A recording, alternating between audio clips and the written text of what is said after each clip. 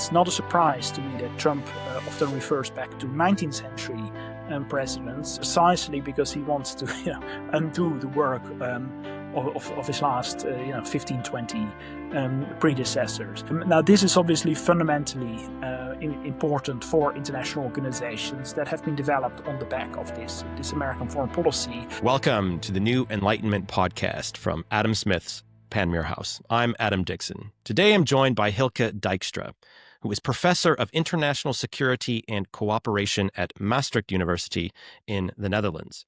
He is an expert in global governance, multilateralism, and international organizations. Today, we're going to discuss just that, the future and perhaps the death of international organizations, which is the topic of one of his recent books, which Hylke will discuss during the podcast, and which I should emphasize from the beginning is free to download, and we will include that in the show notes. So if you don't like the book, you didn't pay for it. So there you go. Hylke, welcome to the New Enlightenment. Thank you very much, Adam, for having me. So let's talk about international organizations. Perhaps the title of the podcast should be The Future of International Organizations in the Age of Trump. Why I say Trump? Because it's clear if DOGE, the Department of Government Efficiency, is taken to the international level, and considering that the United States government is a large funder of many international organizations, and they're going to start asking questions about what do these international organizations do? Do they benefit America in an America first world? We may see the death and decline of many more international institutions. Now, for our listeners, what are international institutions? What are these international organizations? What do they do? Why should we care?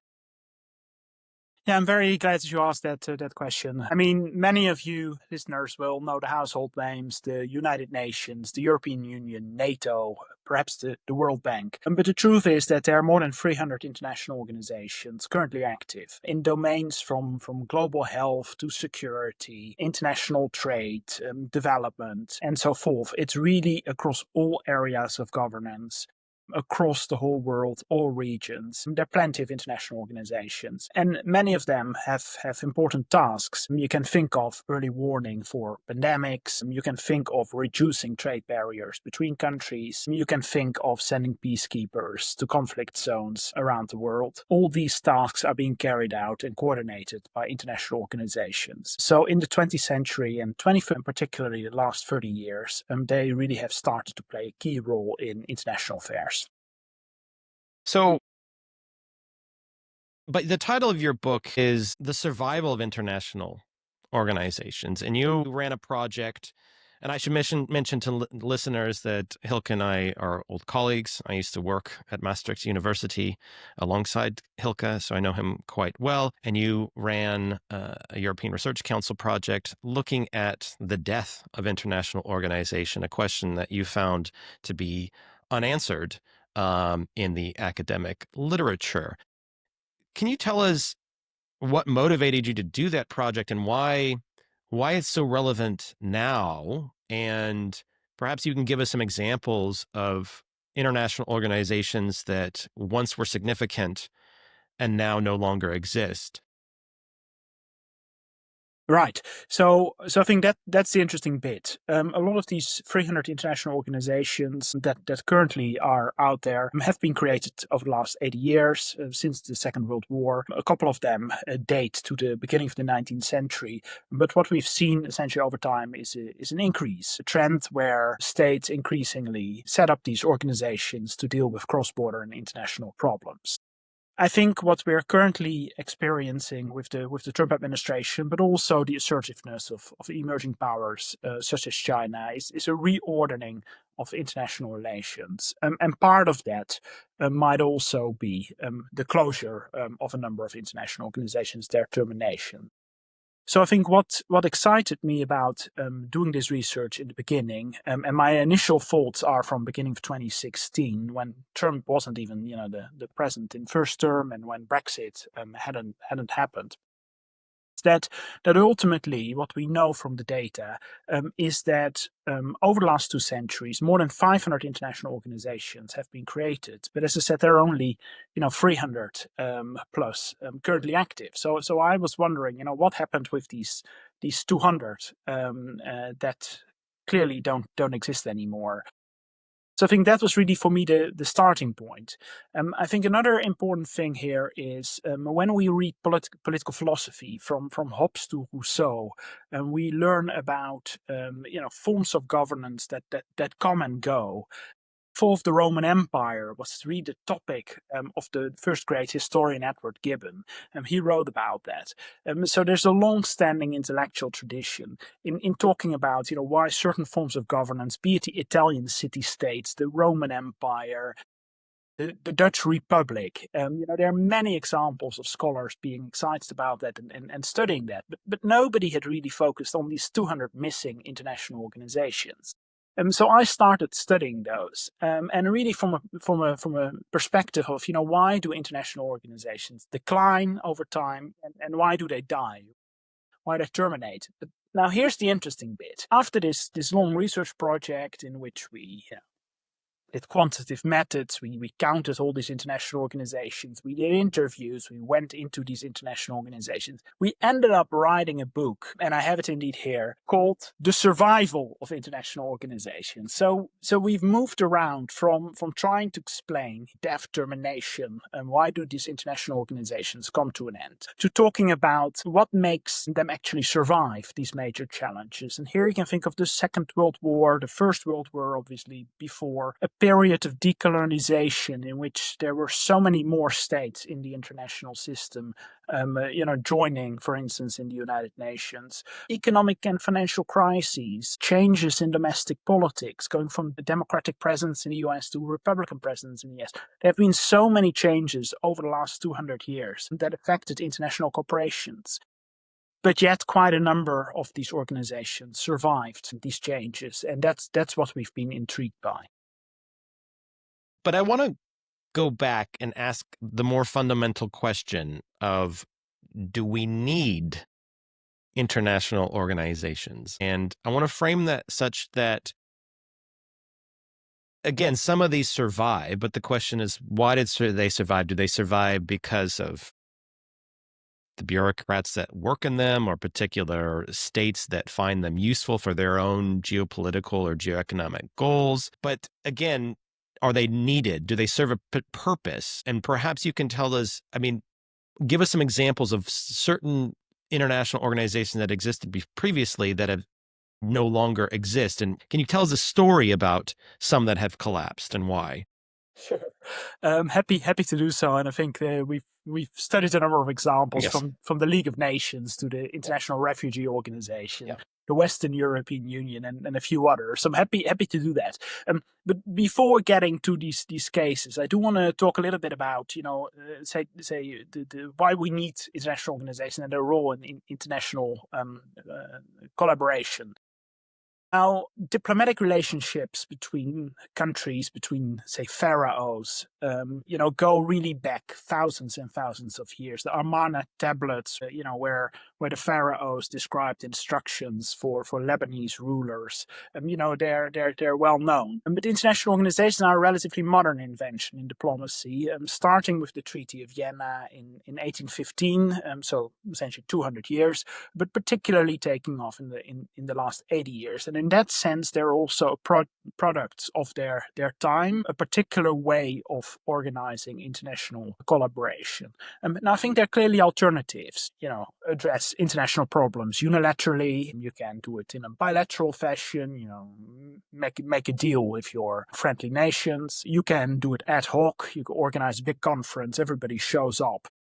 You talk about your problems and everybody goes home. Or you can decide to establish institutionalized, formal, and permanent forms of cooperation. That means you find a plot of land, for instance, on the East River in New York, where you put up the nice buildings, UN headquarters, United Nations headquarters, and you decide that all countries of the world will also have permanent diplomats stationed there on the East River, that they can easily walk into the UN buildings and talk to each other, but that they don't necessarily have to zoom in from their national capitals, and that they're always available in case countries around the world need to consult on some of the more important issues. So I think international organizations are indeed a particular way, a particular approach to addressing problems that states have. Now, there's a lot of discussion indeed. Are these type of organizations, these household names, which were really established in 1994, in 1944, 45, end of the Second World War, United Nations, World Bank, are they still fit for purpose? Or should we have much more flexible type of diplomacy? Climate change, for instance, a key topic that a lot of people around the world are worried about. Should they be addressed through these enormous conference of the parties summits once a year? Or should we also involve much more, our societal actors in energy transition questions? So I think these debates are certainly there. What form of international governance works best to address problems in the 21st century? And I think we have seen quite a number of developments there. Still, I think that some of these type of buildings on the East River, European Union headquarters in Brussels, World Bank, IMF in Washington are important, because I think it's clear that those are focal areas, focal institutions where people come together to address these problems. And if I can get to my case studies now, I know I'm talking far too long, but what I think they're fascinating is that over the decennia, we've also learned how to do these type of businesses. So I think the League of Nations, I think, is the prototype of organization that has been created. It developed, it declined, and it ultimately fell and was terminated and disbanded after the Second World War to be replaced by the United Nations. But I think some of the things what we don't often hear is that it was also very experimental type of organization. The first one with a serious headquarters in Geneva, where there was also the United Nations staff working there. So it was not just about the great powers calling the shots there. It was still very, very, very much the Secretary General of the League of Nations was accused essentially of doing nothing, standing by when Nazi Germany, Japan, Italy withdrew from the League of Nations. And there was one moment in 1939, where the League of Nations threw out the Soviet Union because of its war with Finland. That high point, but afterwards they closed for business. But I think a lot of experimentation of how do you set up global governance.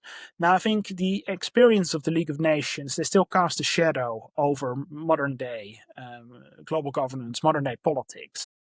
I've heard perhaps quite a few times too often over the last couple of years that now the United Nations is dead, and the United Nations will also follow the examples of the League of Nations, where states will soon walk away, and there will be little left.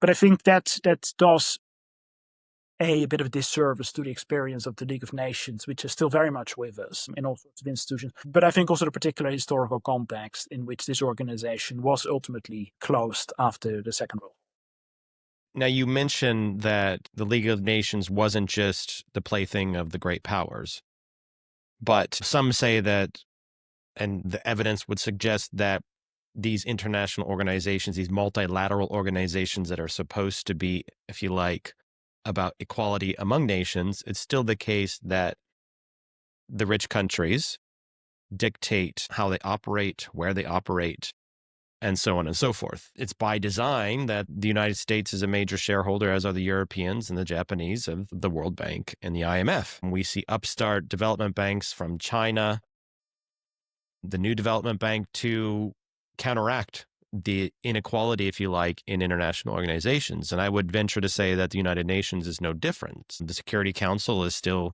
what it was 2-3 generations ago now. I mean, how long has the membership of the Security Council been and has been fixed? And so you have to ask the question of, well, if it's about multilateralism, how beneficial is it to states? There's an inequality, if you like, in international relations, and these international organizations effectively just perpetuate that. Or is that an exaggeration? Well, I mean, I think that's one of the key things on the agenda, right? I mean, who has the seats in these organizations? Who gets to vote? The country I know best, the Netherlands, is very happy that we still have a permanent seat in the World Bank, and yet we're cutting our funding for development cooperation, which I think would ultimately jeopardize that position within the World Bank. And other countries from Japan to India to Germany would love to sit on the Security Council. And I think we are all going to have the yeah. I think these are to have permanent discussions. Nobody is going to be entirely happy, and probably the Indians should have their position there. But I think it also raises the question. I mean, this is a question of input legitimacy. So who gets to sit at the round table? Who gets to have a say?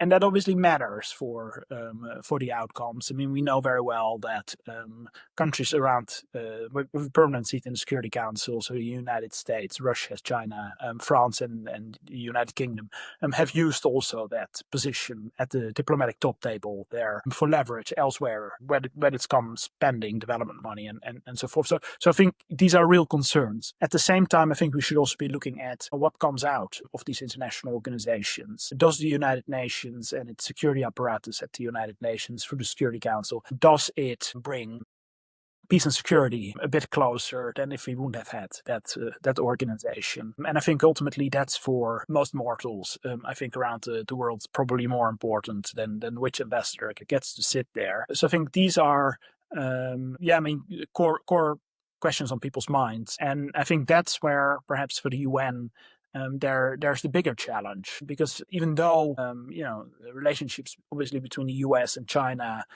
are complicated, between Russia and the West are complicated, even though that plays a large part in New York in the discussions in the Security Council and creates gridlock and blocks things. Fact of the matter is that there's still 60,000 blue helmets deployed by the United Nations across conflict regions around the world. I mean, that's still 6 times as many as at the end of the Cold War, when there were around 11,000. So things are still being produced by the United Nations. So I think that is something that needs to be underlined.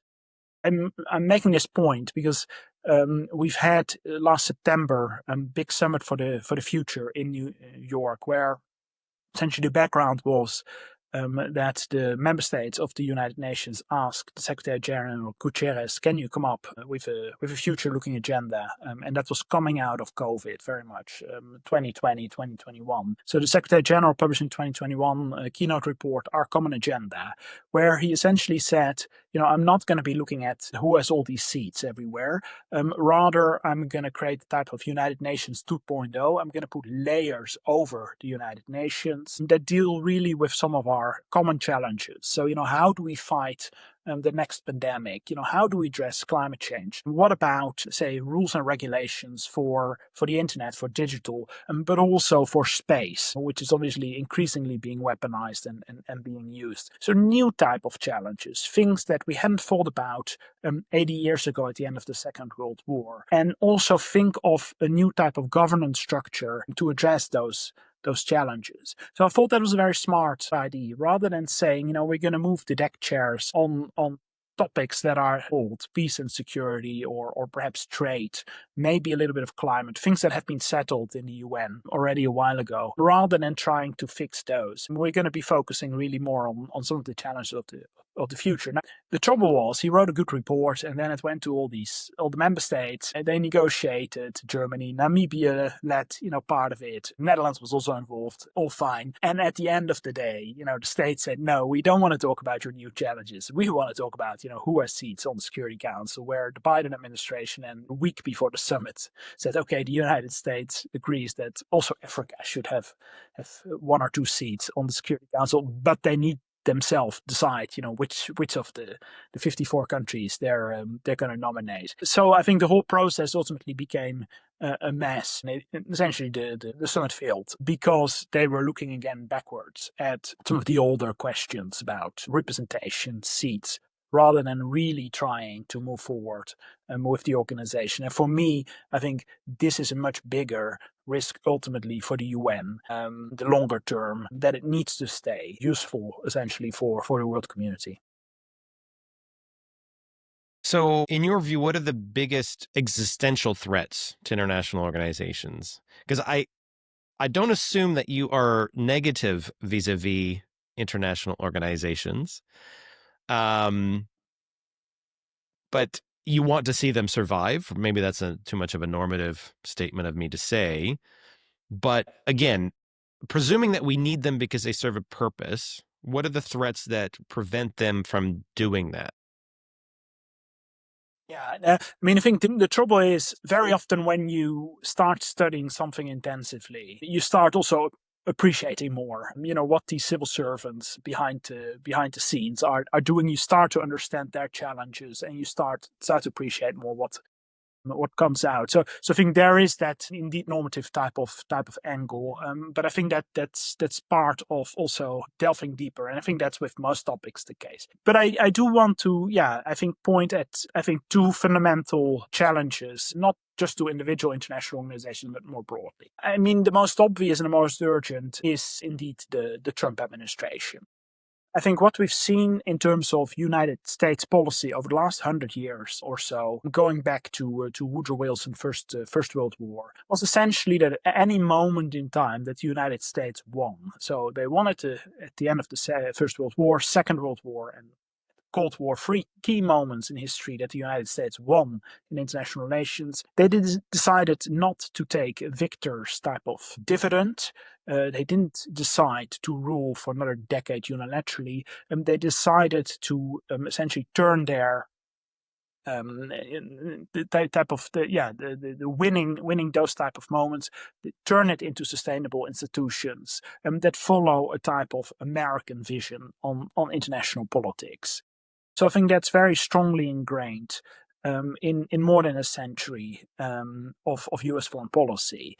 Now I think what we're seeing with the Trump administration, and you can have your opinion on it, whether it's good or bad, but is that this Trump administration is trying to undo essentially a century of multilateralism outreach, constrain on American power, but equally constrain on the power of others.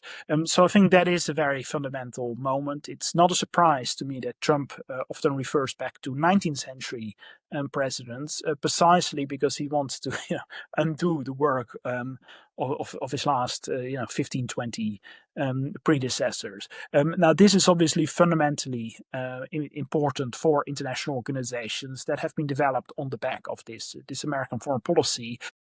And some will be hit harder than others. The International Organization for Migration, for instance, its budget is 40% paid by voluntary contributions by the United States.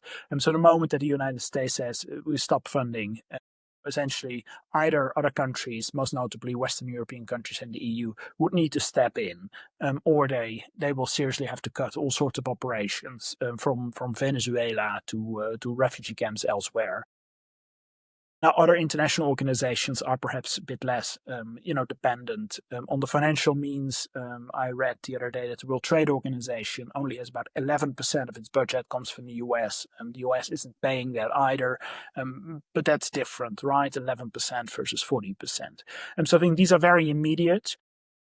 Trump has signed an executive order that there is a review, a 180-day review, so that will go into August, September, of all international treaties that the United States has signed, also with a review on seeing which ones it can withdraw from. And I fear for many of the United Nations programs, agencies, organizations, that they will have to do with no budget, essentially, from the United States. So that will be, in the United States, or the United Nations is already in a liquidity crisis, but that will be very tough for them budgetarily. But they might restructure, right? They might address that. So I think that's very here and now. Mm-hmm. But I also want to talk about China. if I may. Yes, you may, but I want to ask you, because obviously China is I think a big driver behind much of the thinking, if not all of the thinking of the Trump administration with regards to foreign policy, but more on a kind of how you run a business aspect. Right. We see what Doge is doing with the US federal government. They're going in and they're looking at how much are these programs costing and what are their outcomes? Is there fraud? Is there double accounting? What are people actually doing? And they're finding some very interesting things. Whether it actually leads to a significant decrease in the US budget is another question. But is it not the case that many of these international organizations are just too expensive and they don't use their resources effectively? Well, I mean, I think what we do see is that essentially the approach that the Trump administration takes to the domestic, it also takes internationally, right? I think this is more of the same. I haven't seen Dutch officials walking yet into the UN buildings or the World Bank. They probably can't, but they're not funding them either, right? They're refusing, literally refusing to wire the money. And I think that administrative card, I mean, I think for the Trump administration, that seems to be much more effective than playing the law card, changing the laws and trying to legal way. Now here's the thing. So you can take a very transactional approach to international relations and to international organizations and really ask for, what are the objectives of this organization? What does it yield us? Right? But the key thing of international relations and international organizations play a core part of it is also to have diffuse norms and diffuse engagement with other countries. It's not always about, what does a specific line item result in benefits for us. It's also about, can we, by investing a very little bit of money, create friendly relationships with our allies, but can we also build coalitions against our adversaries through these means? And I think if you look at it from such a perspective, the cost efficiencies one can still debate on, but I think it's very different than when you go on a transactional basis. And I think that's also very much the type of American system since Woodrow Wilson, type of diffuse multilateralism, where sure, the United States makes a significant contribution to international organizations. The EU collectively obviously pays still a lot more. But the idea is that it also creates international stability in which American businesses can trade and thrive, where we don't have to worry about other countries, doing things against our wishes simply because we have agreed on a rules-based system that we're also enforcing. So I mean, I get the the kind of soft power argument, but there is, I think, a duty of international organizations to justify their value to the taxpayers that fund them. And I'm not convinced that they do such a great job at that. And this is, again, not exclusive to the United States, but across Europe, if you ask the taxpayers, how much are we spending on these international organizations and should we be spending as much money? So I guess there's still that business aspect of, well, can we still invest in soft power and utilize international organizations but at a lower cost? And the reason why I say that is because if we look across OECD countries, including the United States, there's so little fiscal capacity. I mean, U.S. federal spending is the deficit's in the trillions. European governments are looking to find savings across every aspect of social and economic policy programs. Why shouldn't international organizations also be in that mix in terms of finding and justifying value and eliminating waste? Yeah, sure, but I don't think that's a conversation that's currently going on. Take the World Health Organization, for instance. I'm sure that there are, some useful savings to be made at the World Health Organization. You can debate over, the effectiveness of certain projects, but essentially the Trump administration has decided to withdraw from the whole thing and to not let American scientists participate anymore in proceedings.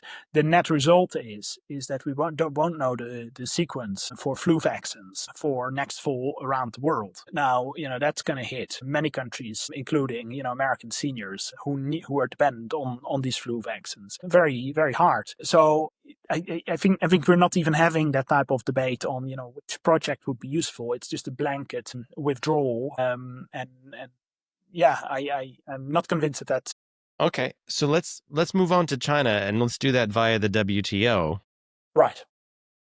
because that is a large reason why the US left, because they feel like China has too much influence on the WHO. And I was talking to an infectious disease specialist recently who's worked all over the world, has had senior positions here in the United Kingdom. And interesting, his position was also that, well, the WHO is kind of worthless. And a lot of the stuff they do is duplicative, and governments are doing it. And we have coordination mechanisms, and, it's really controlled by China. Now, maybe he was biased, but he didn't lament, let's say, the potential passing of the World Health Organization. No, I mean, I think it's important to talk about the role of the emerging powers and of China. And I think what we've seen with China is in its initial decades after its revolution, 50s, 60s, deep skepticism of international organizations. For a while, seat of China in the Security Council was obviously done by Taiwan. Taiwan kept the seat, and China didn't want to have any of it. I think over the decades that followed, the 80s, 90s, more of constructive type of engagement. I think that's also where we see China joining the World Trade Organization. China is also the only country of the first 5 permanent members of the Security Council that actually contributes to peacekeeping operations. So, the Americans want to send UN peacekeepers everywhere. They just don't want to pay for it, and they certainly don't want to send American soldiers. So I think China has stepped up. I think in that regard, quite a bit. At the same time, and I think that we really see since the economic financial crisis in the West, and the simultaneous Xi presidency, is that China has become extremely assertive as well when it comes to international organizations. And I think that goes in a number of ways. First of all, it has been claiming essentially positioned seats in the existing international institutions. So at a certain point, there were up to 5 leadership positions in the UN system were run by Chinese nationals who were also not going with the world community in terms of their preferences, but were actually carrying out directives.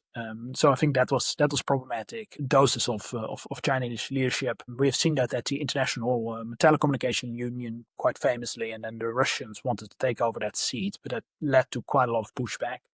So I think that's one. I think the second one is a creation of parallel institutions, where I think China also takes a leaf out of the American book. Says, if you're a great power, you're going to have to have your set of international institutions around you, right? I mean, the Americans have the World Bank and the IMF and I don't know what. China also needs that. So we've seen obviously the Shanghai Cooperation Organization, Asian Infrastructure Investment Bank, and so forth. And has actually has co-founded over the last 30 years about 25 international institutions, all sorts of fora, and so forth. So I think we see that developing there as well. And the BRICS is obviously the forum that worries many in the West most. Actually, there's some sort of a power of attraction because quite many countries would want to join the BRICS, including obviously this year Indonesia after the expansion last year. But we've also seen at the Kazan summit in Russia of the BRICS a whole range of leaders showing up simply because they want to talk to China, Russia leadership and so forth. And then I think the final strand is really the type of revisionist pushback, erosion of established norms in the UN Human Rights Council, but more broadly. Whereas I think we are now at 70 days Trump. While that has been a tremendous roller coaster, and has really attracted, obviously a lot of attention of his approach to world order, to international organizations. I think these Chinese initiatives, they run longer now, 12, 15 years already. It's much more incremental, much more gradual steps, but also a fairly different perspective on how the world needs to be organized. And I would say that if you combine this more imminent approach by Trump and the Chinese longer term type of erosion of established institutions. And that makes it rather worrying for international organizations because, people in the World Health Organization, World Trade Organization, United Nations, then, the leadership ask, who are still my supporters, right? They look around the table and there are not many. So that is something that also needs to be stressed. So you'd say the world is just cleaving into two separate halves, West versus East. Well, I'm not so sure it's West versus East. Russia, China is not all friendly. India, China is obviously very, very problematic. I do think that European countries and the EU still have some leverage in the 21st century. If I look at countries in Latin America, Mercosur, they are probably not all too happy with this either. African continent is going to be the most populous continent, obviously, by the end of the century. So it's to split in type of bipolarity. U.S. China, I think, is too simplistic. But the question is, of all these countries that have such a buy-in and stake in the international system, the Europeans, but also, as I said, countries in Latin America, Southeast Asia, can they coordinate their interest and can they provide support for the current system or not? And I think that's really a core question. Well, let me ask you that question because, again, I see lots of European hand wringing. Oh, Trump is doing this, he's dismantling that. But then on the one hand, you look and you say, well, taking on the topic of foreign aid, right? There was a lot of consternation and around the effective, hollowing out of USAID and the 10,000 job losses.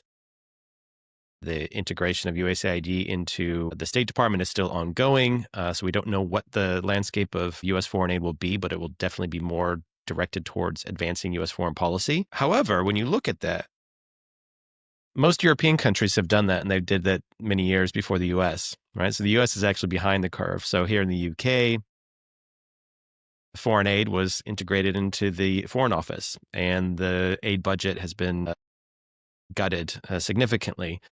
In the Netherlands, it's very specific that Dutch foreign aid, as you know, needs to support Dutch foreign economic interests in a fairly explicit manner. So I guess the question regarding these, let's say, middle powers or these others is that, well, do they have what it takes to get together and mount some kind of effective alternative to the world that is being created before our eyes? Thing. Yeah, I mean, I think that's a very important and valid question. When thinking about USAID, that was Kennedy, right? The help of the American people, the type of discord that we were all breathing the same air and so forth worldwide. I mean, I think we're in a very different paradigm now. And I think that the Trump decisions on USAID and whatever he's going to do with funding for the UN system will trigger some real rethinking on what development assistance, development cooperation is for. And I think one of the things that we've already seen is the type of phasing out of spending development funding on fighting poverty. I mean, I think that was the type of original idea, also the headline in the Millennium Development Goals, predecessors of the Sustainable Development Goals. It was really to tackle poverty, the people that then live beyond below $1 a day, the very poor. Now, the Brazilian chairman of the G20 and the current South African G20 presidency would still tell you we need to really tackle that last part of poverty that hasn't been addressed. But I think that's not the agenda I hear people talking anymore about. When I talk about development cooperation, it has become infrastructure largely, Belt and Road for China, but also European Global Gateway. And then we have all the other priorities. Migration management is obviously a big one. That's also why the European Union pays so much money into the International Organization for Migration, because they deal with migration management. Climate change is a core point. We can all put solar panels, on our roofs in Western Europe, but the real, thing is to get India and other populous countries on the bandwagon. And I think the only way we're going to be doing that is through technology exchange, but also, funding and building expertise and so forth. So I think that's part of development cooperation. I'm thinking again about pandemics, that might break out any moment. I don't think anybody wants to go back to COVID. I'm not sure we're ready for the next one. But I think that's also where money is being spent on health issues, on pandemics. So if you really think about where the bulk of money is going, it is tightly linked to Western type of interest. And some of these Western interests, they might well conflict with what recipient countries would want the money to be spent on. But I think that's really the reality of 2025. So let's finish out by with this question. What will the next 10 years look like in terms of global governance? What does Hylke Dijkstra think the world's going to look like? Yeah. Over to you, Hylke. So I mean, 10 years ago, I started thinking about this question of the decline and death of international organizations, not knowing that we would have two terms of President Trump, Brexit, which has been a bit less than a success. I think there was some writing on the wall, I guess.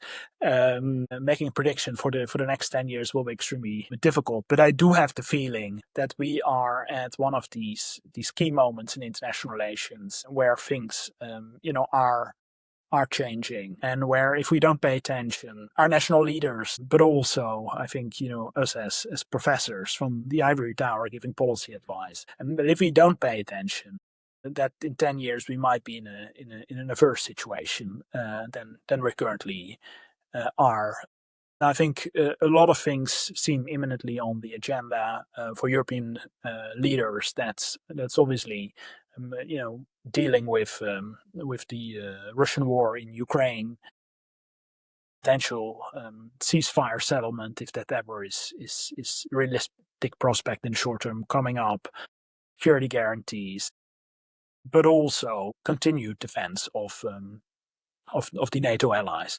I mean, I think that's all relatively short term, but it's on leaders' agenda. But you mentioned before, obviously, also the state of the economy. I mean, the Draghi report was very clear on things. Also, the need for more fundamental investment. Now, you can't probably have it all at the same time, right? So it's difficult to spend 800 billion on defense extra and spend 800 billion extra on the economy. So I think there are risks that we might end up in a less favorable position in 10 years. I'm in that sense also worried for the United States, what's happening there. I think, beyond the headlines, it strikes me that the United States, already under Biden, has betted heavily on digital, on the artificial intelligence revolution. I think that's where a large part of the type of economic gap between American performance since the economic crisis and European performance since the economic crisis come from. I mean, it's largely the digital part. But will that sustain, a country of a couple of 100 million people? I don't know. Perhaps it will be. Perhaps artificial intelligence is the race of the 21st century. But I think in 10 years we'll have a better picture of how these things will turn out. Maybe we'll just muddle through. And I think that's also one of these lessons of international relations. For all the puppets and the leaders, nothing really changes ever. There's not that much agency going on. So I think that's something you can see in 35. Yeah, no, I think I tend to be fairly sanguine, and people think I should be more or less sanguine. But my particular view is that, well, why should something last forever? Why should an institution last forever? For example, sometimes it's change is good. Sometimes it's a bit chaotic and revolutionary. Often the chaos feels probably more intense than the actual outcome will lead to. I mean, you mentioned a muddle, and I think that's where I tend to be less sanguine, or I tend to be sanguine about the prospects for the next 10 years, even in what we've experienced in the last 2 months as being quite shocking for many.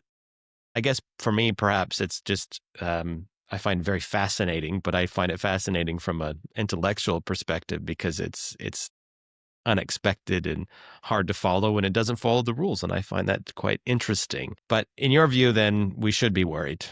the next 10 years? Yes, I think absolutely. And sometimes I think we also have to, we don't always realize what type of luxury we are living in.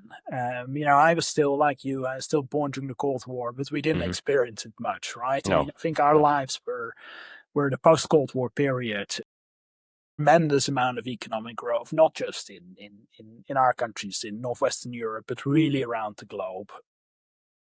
No major, conflicts. I mean, there've been deathful, terrible genocides obviously have taken place, but I think for most people around the world, the post-Cold War area has been a very good one.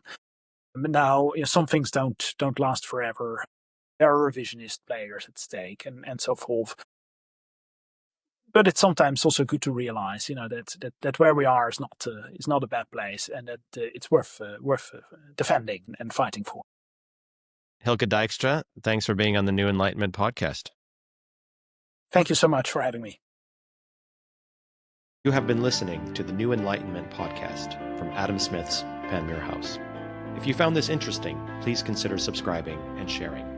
If you would like to learn more about Panmure House, please go to our website, panmurehouse.org. Thanks for listening, and until next time.